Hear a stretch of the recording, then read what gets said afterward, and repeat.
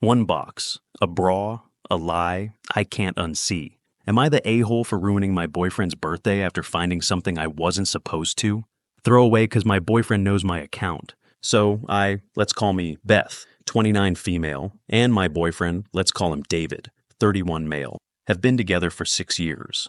We met in my junior year of college and have been solid ever since. I've always gone above and beyond for his birthdays, road trips, surprise parties, and even rented out a mini theater once for just us and a few friends. I enjoy doing that stuff for him. He always said it made him feel loved. Also, just to add context, David is my first real boyfriend. I went on a few dates in high school and early college, but I was super academically focused and honestly just didn't have time for relationships. So when I met him, it felt like everything clicked. He was sweet, funny, and smart. It was the first time I let myself fall for someone. I built my whole future around this relationship. He even gets along with my family so well. Anyway, his birthday is in a few days, and I was putting together this surprise party at his friend's place. I had decorations, some handmade gifts, all that. But I was hiding stuff around the apartment while he was out one day. And I was looking for a new spot to store the banners and stuff since he had found my last few hiding spots. When looking, I noticed a shoebox at the top of a shelf in our closet, a shelf I can't reach unless on a stool. It was buried under 2 of his winter coats. I ended up opening the box, thinking it would be a pair of old shoes or something. Honestly, now looking back, I don't know why I opened it, but I'm glad I did. Inside were 8 letters addressed to someone who's not me. I read a few, I know, invasion of privacy, whatever, but they all started with stuff like love and dear and the way he wrote in them.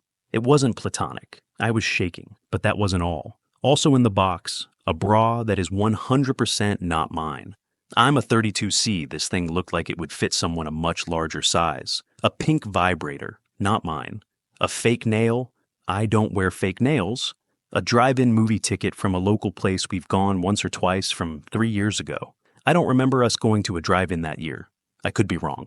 A fancy bottle of some kind of perfume I've never worn. I blacked out. Like I just sat there for an hour holding this bra like an idiot trying to figure out WTF this all was. I didn't even know how to process it. We've lived together for 4 years, and I thought I knew him. And that's the worst part. I didn't even know how to confront him. I felt sick just looking at him when he got home. Every word he said sounded fake. I kept trying to replay everything, every trip, every fight, every time he said, I love you, and I didn't know what was real anymore. It's like I suddenly didn't know who I'd been sharing a bed with for 6 years. I could barely look him in the eyes. I felt like I was living with a total stranger. I held it in for 3 days, trying to figure out how to confront him. I couldn't eat, couldn't sleep. Finally, last night, the night before his birthday, I just broke down and told him I found the box. I didn't even accuse him at first, just asked what it was. He immediately flipped out, called me paranoid, said I was snooping, and ruining his birthday on purpose. He said the letters were just dumb writing exercises, and the bra was from an old Halloween costume. The ticket stub, he said, he probably kept it from a time we went, and I just forgot. The vibrator? How should I know? Maybe it's yours. The perfume, he said, was a gift for me he'd saved up to surprise me with for our anniversary. He was just throwing out explanations faster than I could process them. Then he full-on screamed that I was trying to sabotage his birthday because I was jealous he gets more attention than me, and that I can't stand when things aren't about me, which is why I make such a big deal of his birthdays, so I look like a good partner. He even said, "You always have to play the victim, Beth. This is why I can't talk to you about stuff." So now I'm sitting here, decorations stuffed in the hallway closet, cake ordered and non-refundable, friends already invited to a party, all arriving later today. I don't even want to throw anymore. He's not talking to me unless it's to guilt trip me about wrecking his birthday weekend. Am I the a-hole for ruining his birthday? I feel crazy. I have no relationship experience to base anything off of. I just feel like some of these things could be true. He does like to write, and I have asked for perfume in the past. I'm just freaking out. Nothing feels logical. Am I the a-hole for refusing to pay my fiancé's mortgage? I, 29 female, and my fiancé, 30 male, have been together for 10 years. We had a baby back in 2020, and I lost my job around the same time. Our lease for our apartment was up, and my grandma offered for us to move in with her, so we did. We had our little apartment rent-free. I had thrown the idea of going to school out there, and everyone agreed it was a good idea. My fiancé paid for it, and my grandma watched my baby while I went to class. I graduate this semester. I did part-time for a couple of semesters. My fiancé has been making $90,000 a year for the past couple of years, and $70,000 when we first moved in. He saved a good amount of money. We agreed to wait to get married until I finished school, and we could buy a house together. We've been looking at houses more seriously for the past couple of months and found one we both love. We started talking to a mortgage broker, and that's when he dropped the bomb on it being him and only, him on the mortgage and the deed. He said I wouldn't have anything to do with it. I didn't say anything in the meeting, but afterwards I told him I thought we were buying the house together, and I'd pay half the mortgage. He said I would be paying half the mortgage, but my name just wouldn't be on it. So I told him that would mean I'd have no right to the house, and he said he knew. He said since he saved 40% down, that it's only fair that he has the right to the house in case we end things. I told him if that's what he wants to do, then I'm not paying for the mortgage. I said this isn't a partnership, and if he just wants his own place, fine, but I'm not paying for it. He called me a bitch saying that he paid for everything for the past few years, including my schooling. I told him I stayed home and watched our child so we didn't have to pay for daycare, and that ended up saving us money since I would have been only able to work part-time. He said he didn't care, and I need to pay for half since I already agreed to it. So, Reddit, am I the a-hole for refusing to pay the mortgage? ETA. Originally, we were supposed to move in with my grandma for a few months, while we saved some money for renting a new place. I thought maybe it'd be a good idea to go to school, so I'd make more money and we could potentially buy a place. My grandma said, we should stay with her until I finish school so we can save up for a life together. My fiancé and I had agreed that we would be buying a house together. He paid for the schooling because we were getting married, and my student loans would have been our problem, not just mine. He encouraged me to finish my education so we could give our child a better quality of life. Edit 2.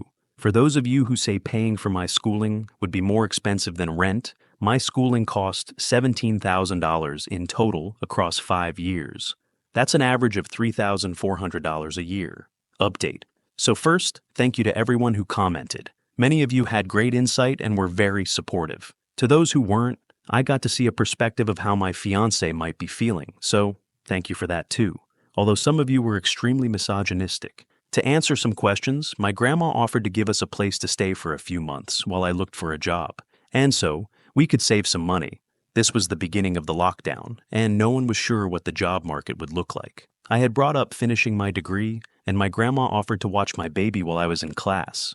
My fiancé said he'd pay for it since we didn't have to pay for rent or daycare. He called it an investment in our future. I got a Pell Grant and a scholarship, so I ended up only having to pay on average $3,400 a year for the schooling. If I weren't going to school, my grandma didn't want us to stay there long term. This was purely her trying to give us a leg up and help ES in our future. She wouldn't have done so if she knew what my fiancé was going to do, she said. For the update, I told my fiancé we needed to talk about this arrangement, and I asked why he changed his mind all of a sudden. He said he worked hard for his money and didn't want to lose everything if we got divorced. I said that was fair, but he's now putting me in a position to lose everything if I have zero rights to the property. He said I didn't save up the money, so the house should be his and his alone, until and unless I put down 40% also. I asked if he'd consider a prenup that would give him the 40% he put down, and we'd split 50-50 the rest of the equity. I said this would protect the lump sum he put down, while also giving me equity I'd be paying for. He said he'd have to think about it, but he doesn't like the idea of having to sell if we split. I said then he can get his own place that he can afford on his own if he doesn't want me on the title that badly. This one he could barely afford with just his income. Not sure if he'd even be approved for the mortgage on his own, to be honest. I also mentioned that I wanted to do couples therapy before we get married. He said no, that we didn't need therapy and I just needed to listen to him. That was the end of the conversation. I don't know who this person is. This is not the man I had a child with. The man I had a child with massaged me every night while I was pregnant. He listened attentively to every random thing I wanted to talk about. He treated me with the utmost respect. He was the only person I wanted with me while I gave birth. He used to say he could never hurt me or screw me over because it had hurt our child. I love him so much. I don't know what happened. Am I the a-hole for telling my parents about my sister, who has started doing drugs? I, 23 male, just found out my little sister, let's say her name is Brianna, she just turned 18, is doing drugs, and I'm feeling a bit sad for kind of snitching on her.